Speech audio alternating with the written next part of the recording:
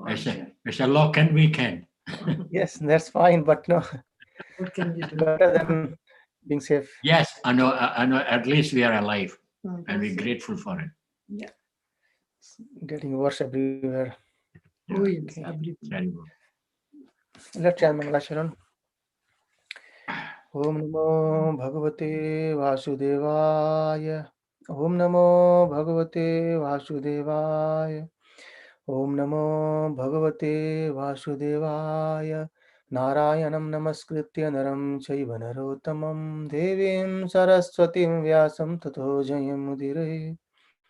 नष्टप्रायेषु अभद्रेषु नित्यं भागवत सेवया भगवते उत्तमश्लोके भक्तिर्भवति नैष्टिकी कृष्णाय वासुदेवाय देवकी नन्दनाय च नन्दगोपकुमाराय गोविन्दाय नमः नमः पङ्कजनाभाय नमः पङ्कजमालिने नमः पङ्कजनेत्राय नमस्ते पङ्कजाङ्ग्रहे ओम ज्ञानतिमिरान्धस्य ज्ञानाञ्जनशलाकया चक्षुरुन्मिलितं येन तस्मै श्रीगुरुवे नमः श्रीचैतन्यमनोभीष्टं स्थापितं येन भूतले स्वयं रूप कदा मह्यं ददाति स्वपदान्तिकम् नमो विष्णुपादाय कृष्णपृष्ठाय भूतले श्रीमते भक्तिवेदान्त नामिने नमस्ते सरस्वती देवी गौरवाणी प्रचारिणे निर्विशेष शून्यवादी पाश्चात्य देश तारिणे जय श्री कृष्ण चैतन्य प्रभु नित्यानंद श्री अद्वैत गदाधर श्रीवासादि गौर भक्त वृंद हरे Krishna Krishna Krishna Hare Hare Hare Ram Ram Ram Hare Hare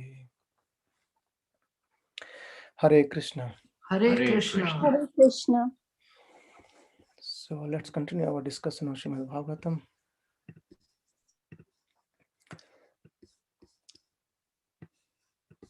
Okay. So we have been discussing Canto 11 and we discussed chapters 17 and 18 on Friday. So they will continue from 19. Right. So we have seen how Krishna has explained about the Varnashram Dharma in these two chapters, and concluding at the end he says that the Varnashram duties are actually to be dedicated towards Lord Sri Krishna in loving service, and by this everyone we can award the supreme perfection of life. So by ending that chapter 18, we'll continue chapter 19. Chapter 19 says the perfection of spiritual knowledge. The Supreme Personality of God, Sri Krishna, continues his instructions to Sri Uddhava.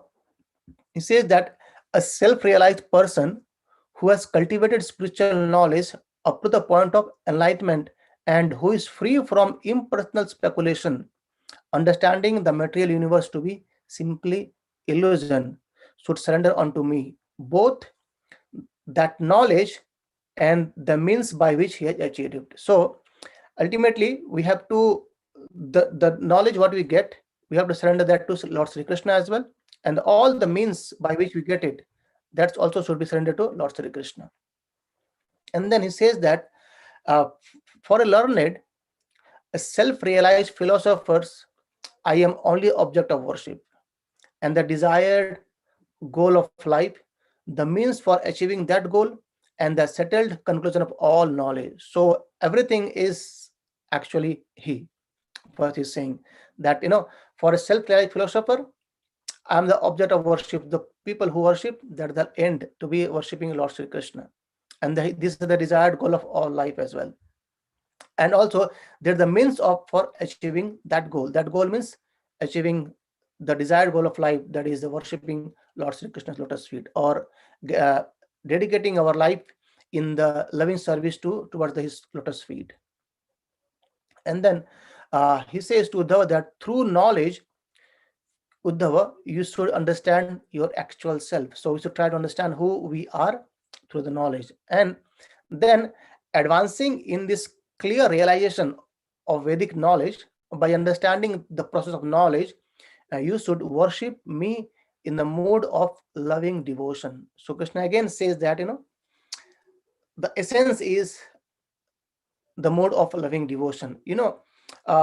Earlier when Krishna has went from Vrindavan to Mathura, he had a discussion with Uddhava, and Uddhava was one.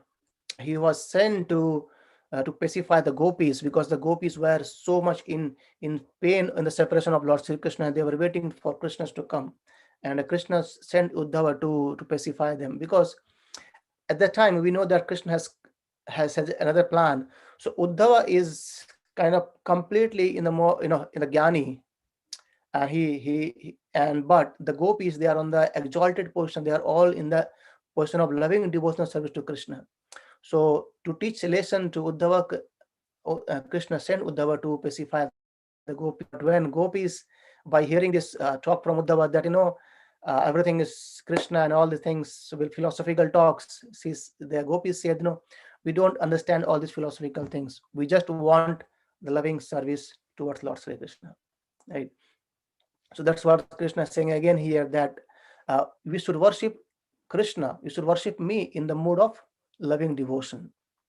And then by hearing this, Uddhava asks another question.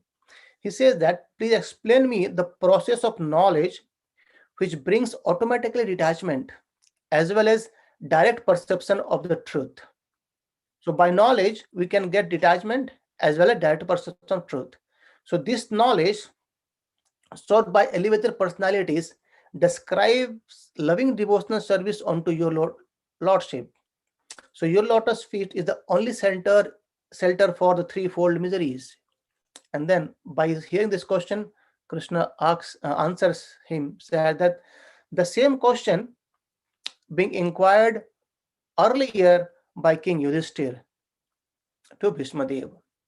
And I will now speak you those religious principles of Vedic knowledge, detachment, self-realization, faith, and devotional service that were heard directly from the mouth of Bhishma Dev.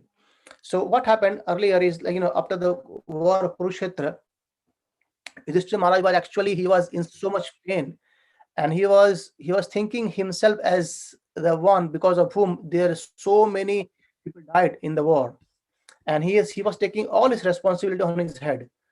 And Krishna wanted to give credit to another of his devotees, Vishnudev. So though Krishna could have pacified Yudhishthira Maharaj, but Krishna wanted to give credit to Vishnudev, and hence everyone, they headed toward Vishnudev, and then King Yudhishthira Maharaj, he inquired the same questions to Vishnudev.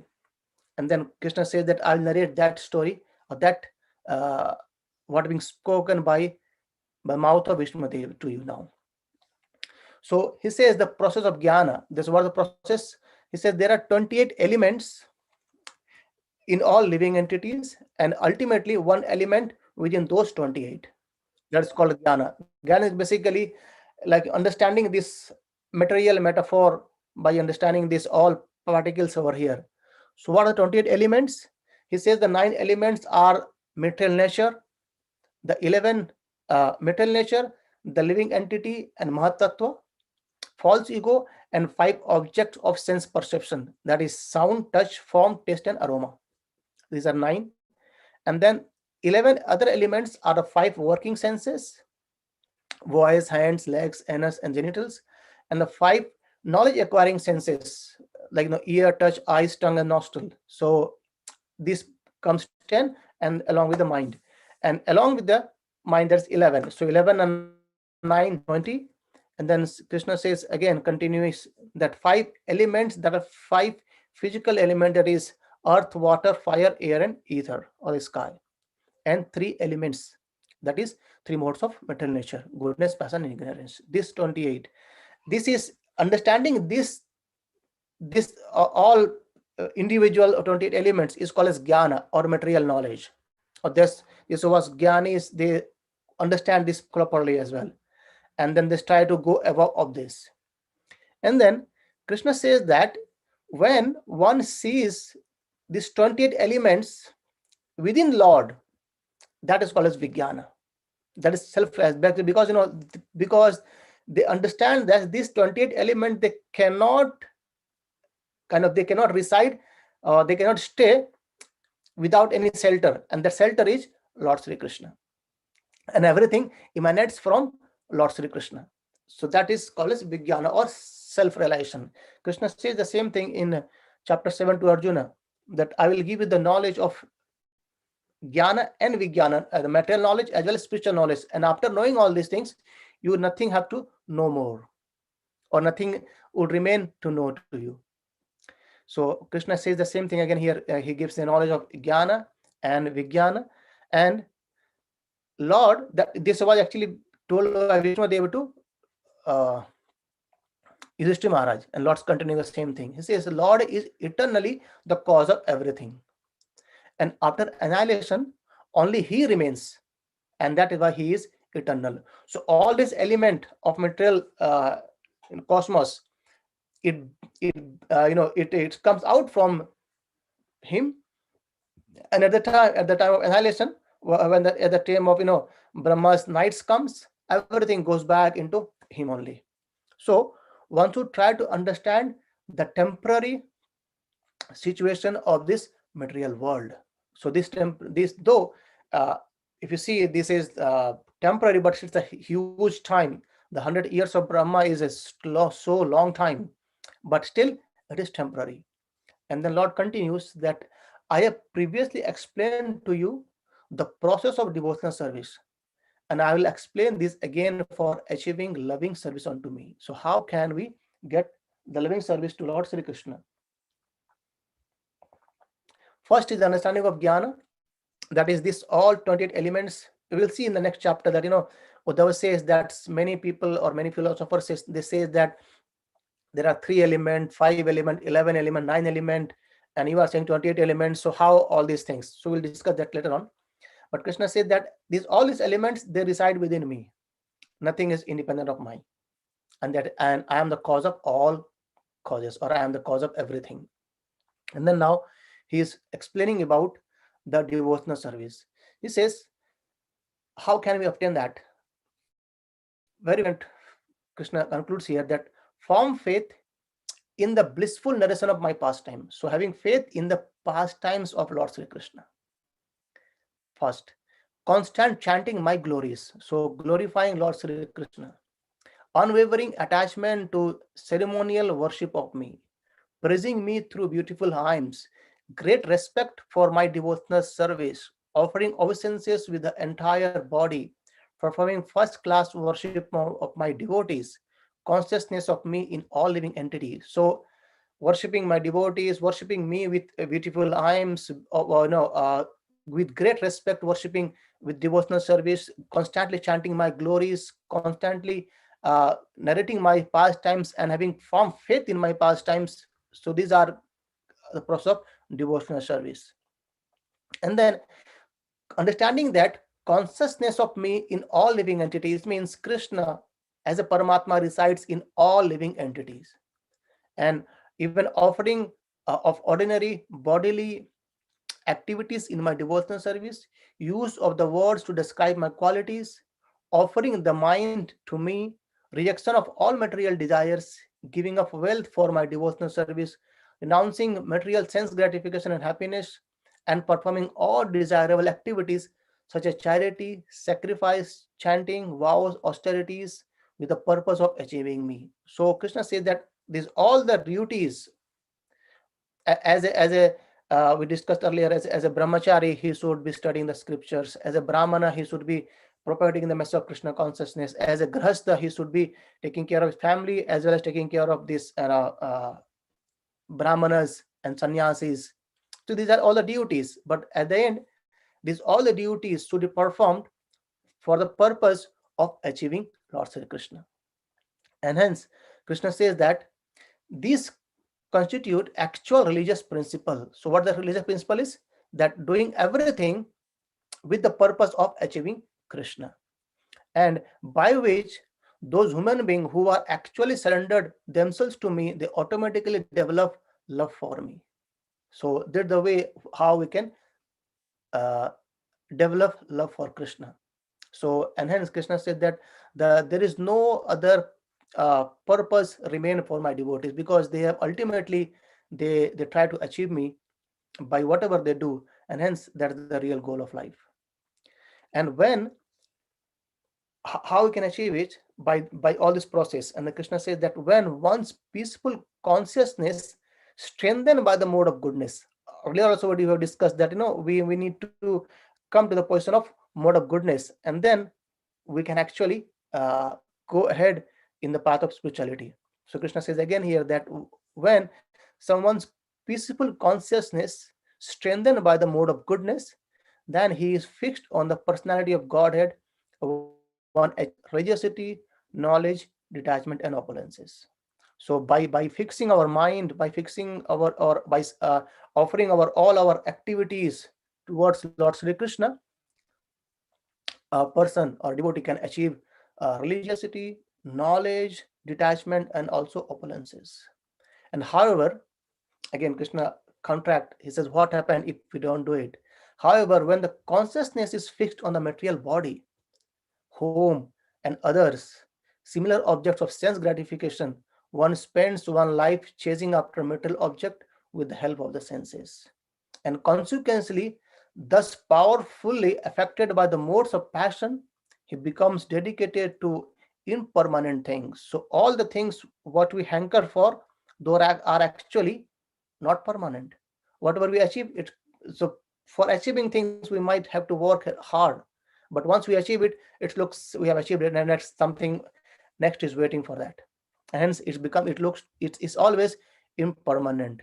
And in this way, irreligion, ignorance, attachment, and wrathedness arises. So working for sense gratification, working towards material body, a consciousness with the material body, irreligion, ignorance, attachment arises, and working towards Lord Sri Krishna, offering all our activities towards Lord Sri Krishna, hearing his pastimes, chanting his prayers to him, serving his devotees.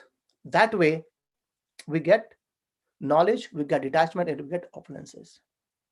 And then Krishna says that actual religious principles are stated to be those that lead one to my devotional service. So ultimately, Krishna is putting this point again and again that ultimately we as a human being, we have to take the path of devotional service. Right? And then real knowledge is the awareness that reveals all that my all pervading presence. So that the real knowledge or vijnana is understanding that Krishna is actually all pervading. He is everywhere, and in everything Krishna is there, and also all things reside within Krishna as well. And then by understanding this talk, by understanding this list, all these pastimes, or discussion between Yudhishthira Maharaj and Vishmadev, and Krishna concludes more. And then Uddhava asks another question. He says that standard definition of universal aspect of civilized life, what is that? So what is basically standard definition of a civilized people, civilized life? And tell me, what is mental equilibrium? What is self-control? And what is the actual meaning of tolerance and steadfastness? So Krishna, because Krishna here explains many things like you should do charity and austerity and all things should be offered to me. So now Uddhava is asking more question related to it. So what are charity, austerity, heroism, and how are reality and truth to be described? What is renunciation and what is wealth? What is desirable and what is sacrifice? And what is religious remuneration? So my dear Krishna, my dear Keshava, O most fortunate one, understand how am I to understand the strength, opulence, and profit of a particular person? What is the best education? What is the actual humility? And what is real beauty?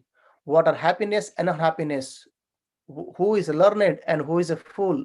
What are the true and the false paths in life? And what are the heaven and hell? Who is indeed a true friend?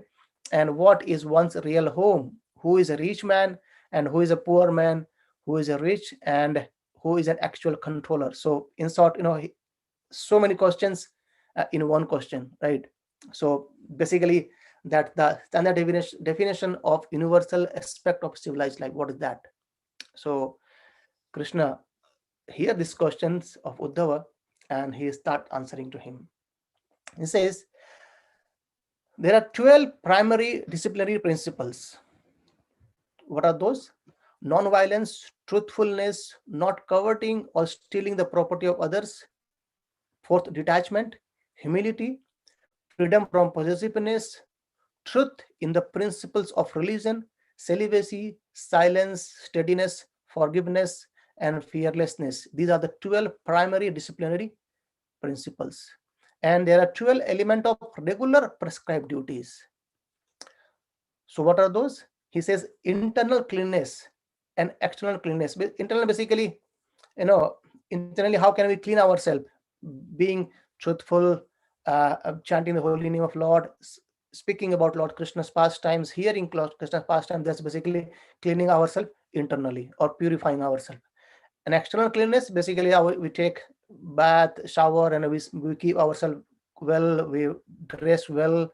These are the external cleanliness.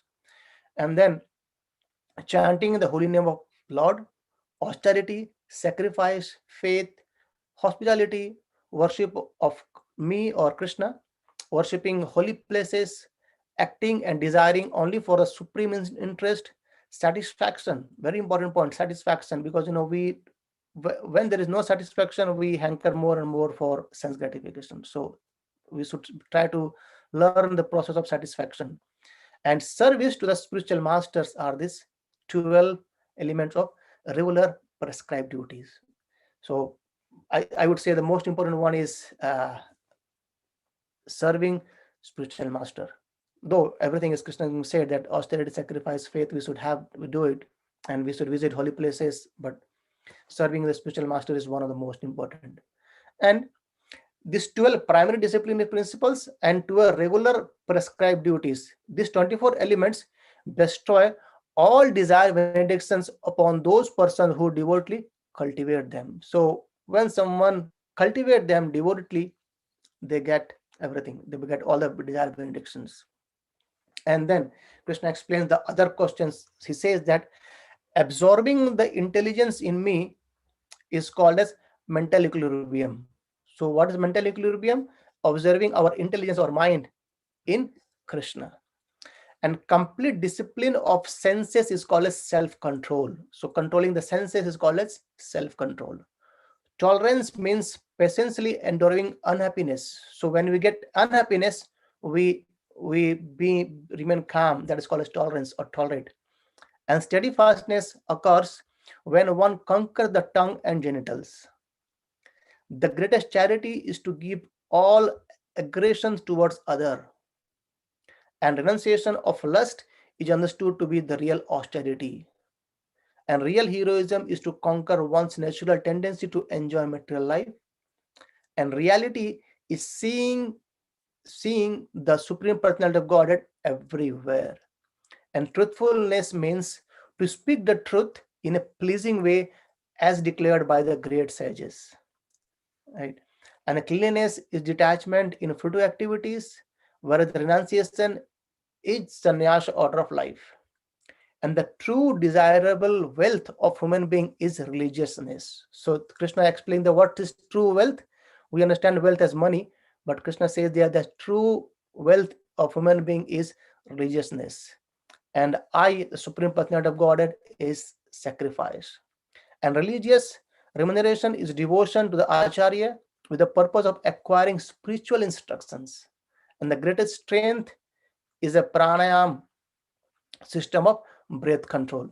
In a similar way, Krishna explains the more in detail. Like he says, the supreme gain in life is devotional service to me. So what is the most thing we can get? The gaining is devotional service to me. That's the supreme thing.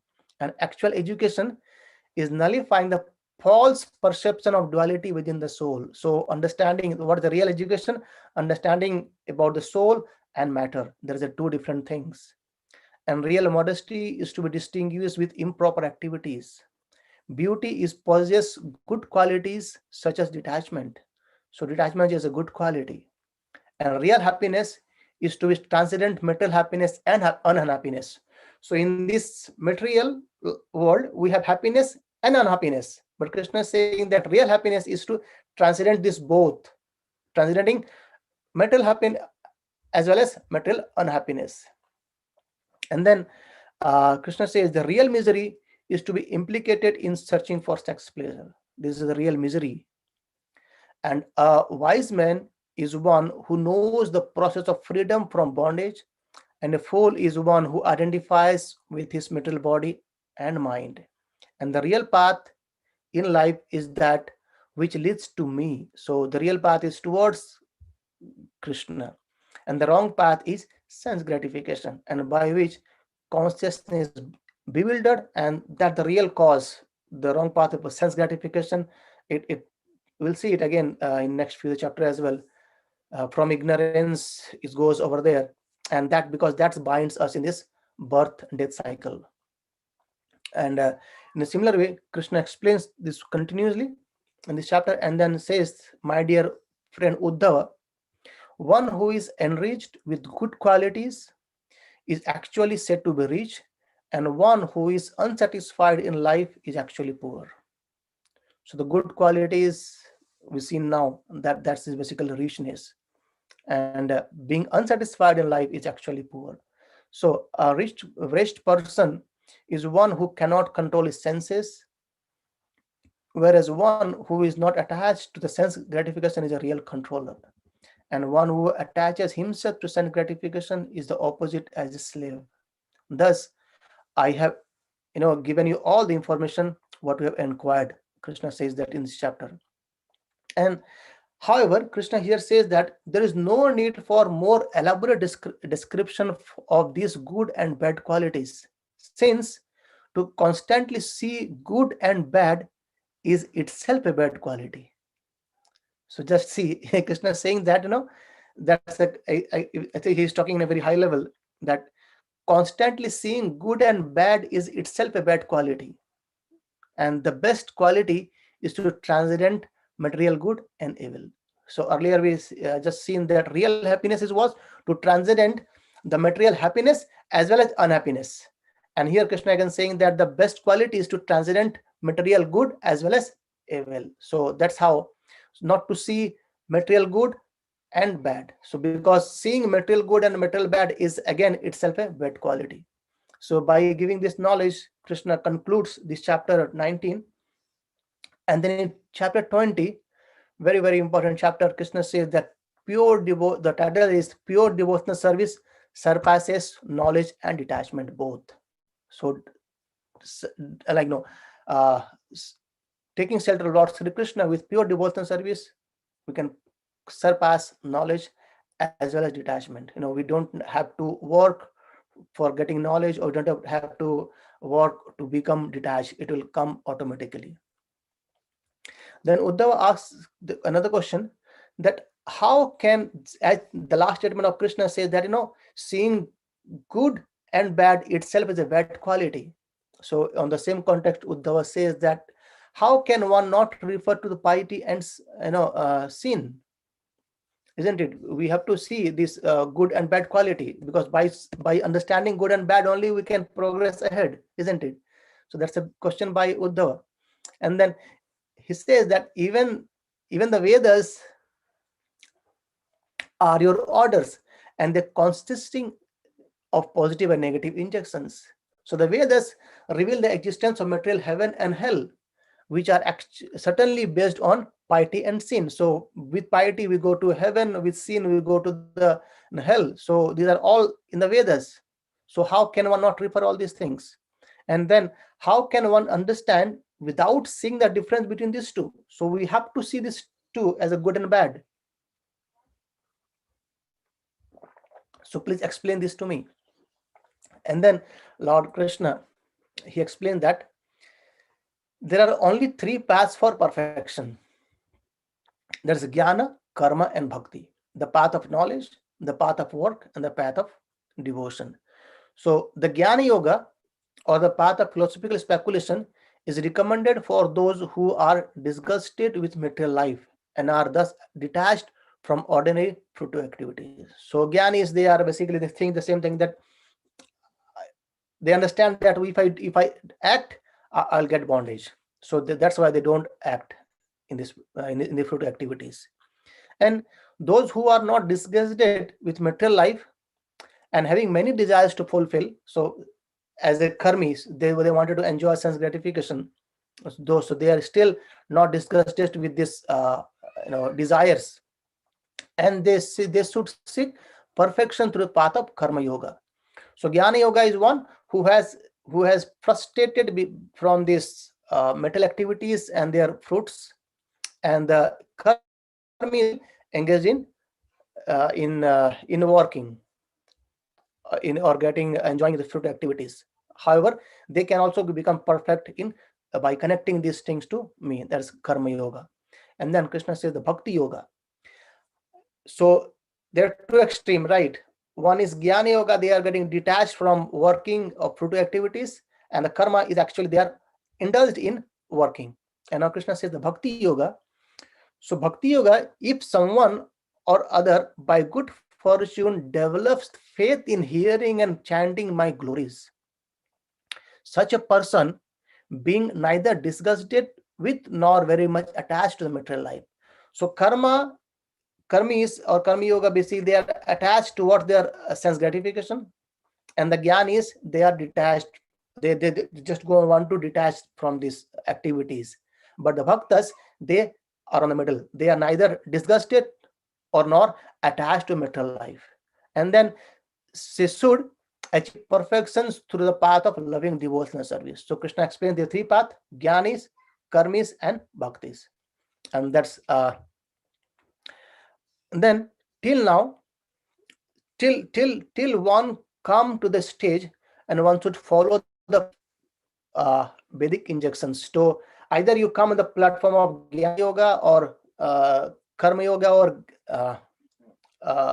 Bhakti Yoga. Till the time one should follow the Vedic injunctions. And if not saturated by fruitive activity or has not awakened the taste of devotional service.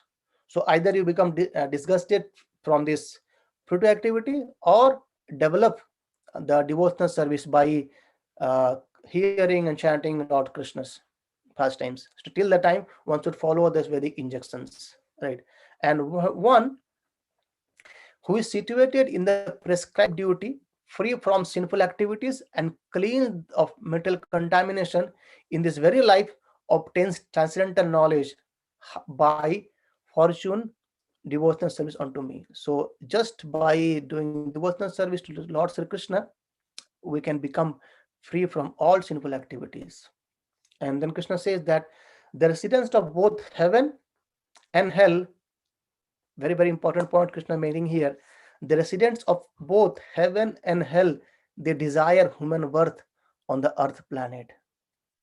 Just imagine the important or the rarity of human life. Even the resident of heaven as well as hell, they all desire human birth. Why? There's a point, because human life facilitates the achievement of transcendental knowledge and love of Godhead. No other way around. Only in human life we can actually facilitate this, and we can go back to Godhead, or we can actually engage ourselves in loving relationship with Lord Sri Krishna. Because it's been said that in heavenly planet it's so much happiness or pleasure that one forgets, and in hellish planet or in a lower planet or in even in different bodies except of human body, there is so much misery that people or the living entity, they cannot remember God. So that's why a wise man should never desire promotion to heavenly planet or lower.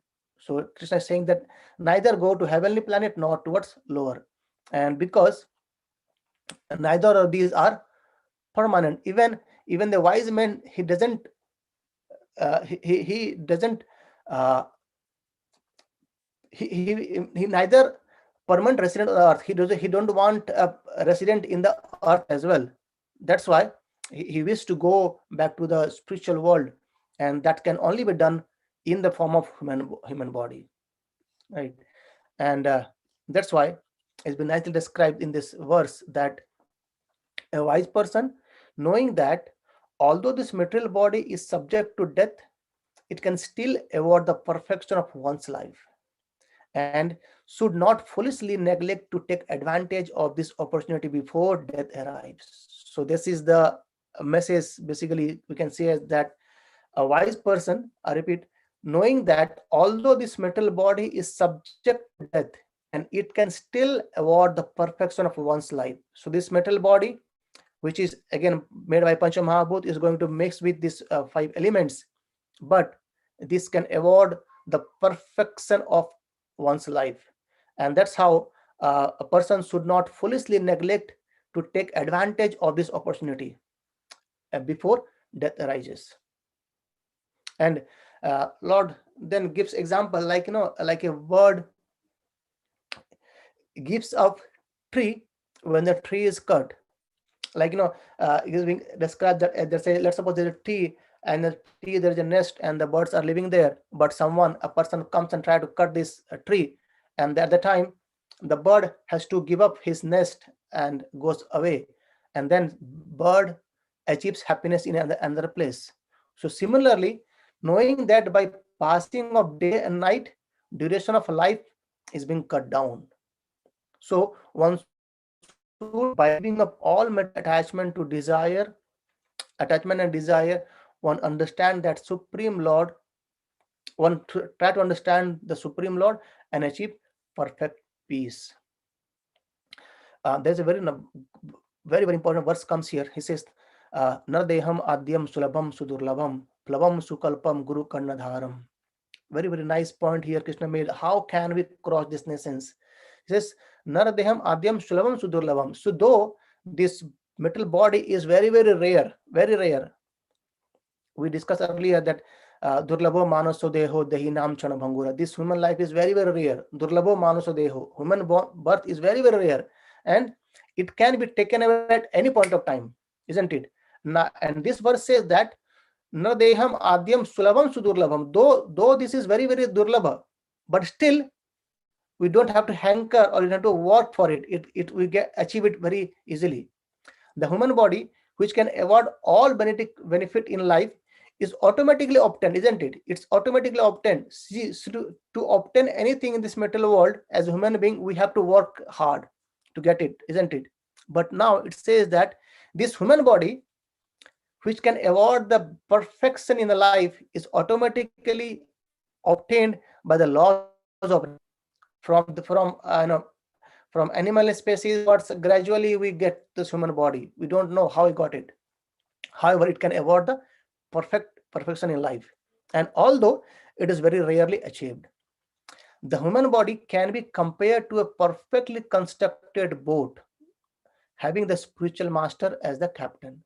So to cross an ocean, maybe with ship and boats, and there should be a captain to drive this boat properly. And who is that captain in this path? The spiritual master.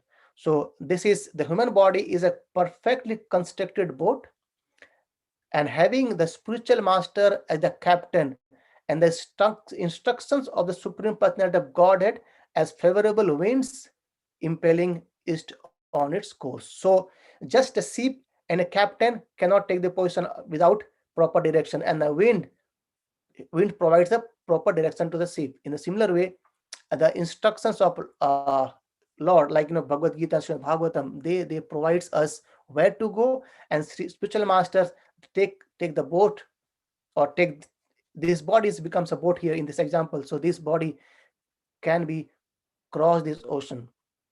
And considering all these advantages, a human being who does not utilize his human life to cross the ocean of material existence must be considered the killer of his own soul. So though the soul cannot be killed, but if we do not utilize this human body, which can provide us the absolute perfection of life, if we don't do it, it's basically we are killing our own self.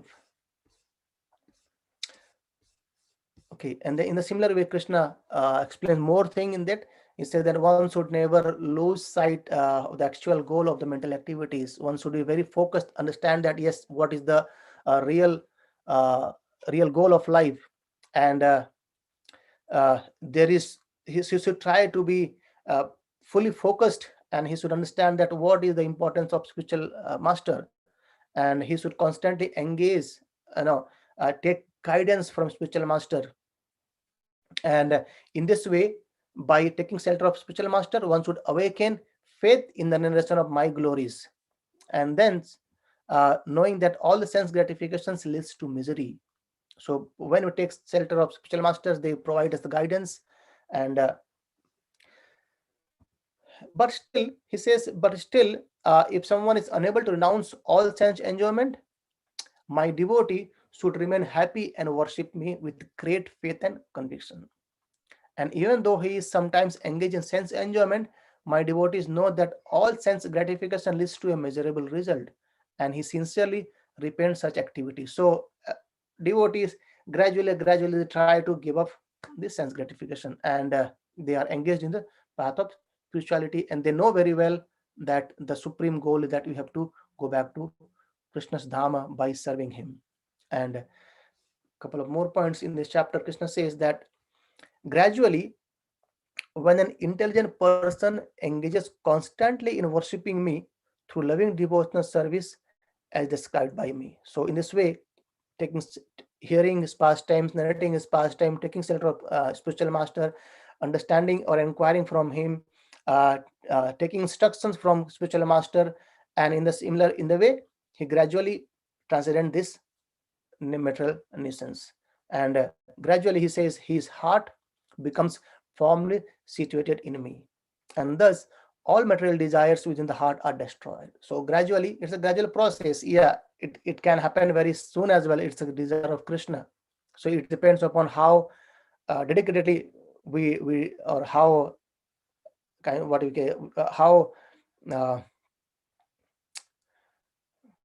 the intense desire of ours to get us towards the devotional service of Lord Hari takes care of these things as well. In the similar way, uh, the material desires are destroyed, and uh, the knot in the heart is pierced.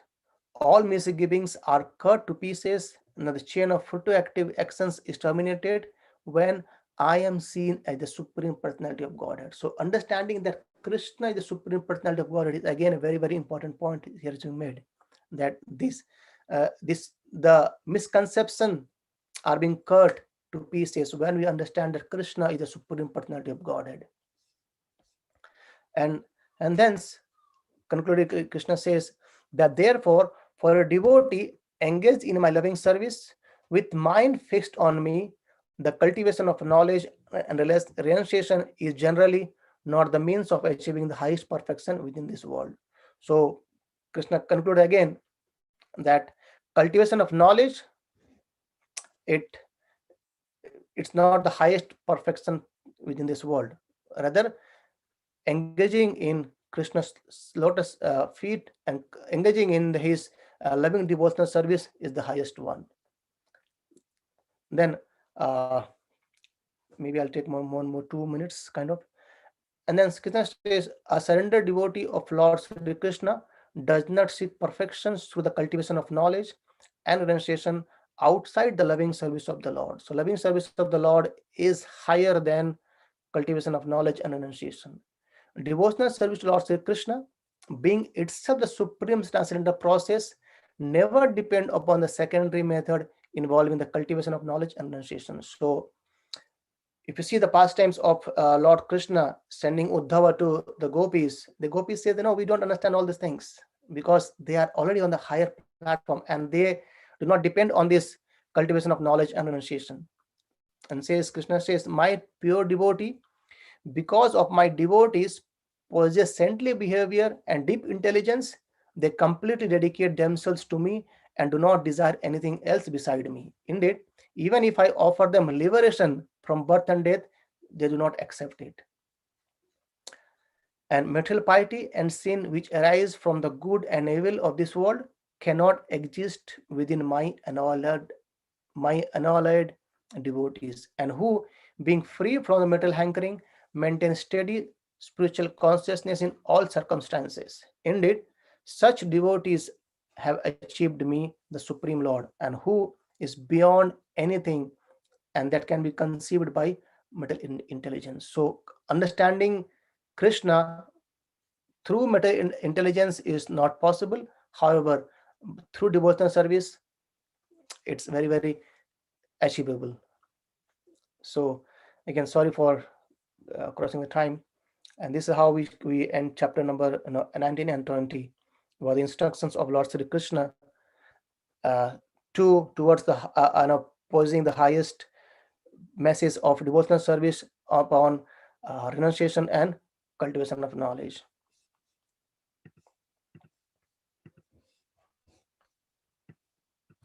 Any questions?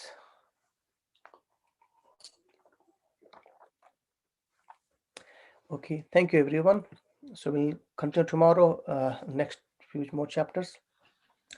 ग्रंथराज Shrimad Bhagavatam की, श्रील प्रभुपाद की, अनंत कोटि वैष्णव वृंद की,